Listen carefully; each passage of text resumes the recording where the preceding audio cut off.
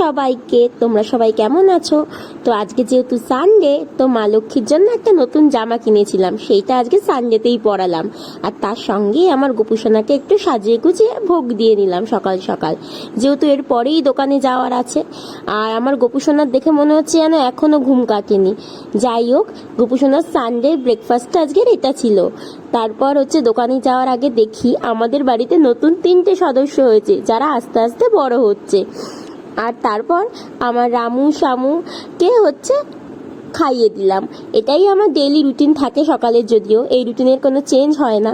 আর এদের প্রত্যেকের হচ্ছে 2টো করে আলু থাকে ধরা, এর থেকে বেশিও না কম না। এটা সকালে ওদের রুটিন, কেউ একটু কম বেশি হলে ওদের আবার রাগ হয়ে যায়, ওরা জানে সেটা। যাই হোক, তারপর হচ্ছে বাড়িতে এসে, যেহেতু আজকে সানডে আমার বিকেলে ক্লাস করানোর থাকে, সকালটা বাড়িতেই থাকি। তো আমার যে মানি প্ল্যান্টটা দেখেছিলে না, উপস মানি প্ল্যান্ট না, রাবার প্ল্যান্টটা, তো ওটা না কেন জানি না নষ্ট হয়ে গিয়েছিল, তাই আমি আবার হচ্ছে প্ল্যান্টিংয়ে বসে পড়েছিলাম।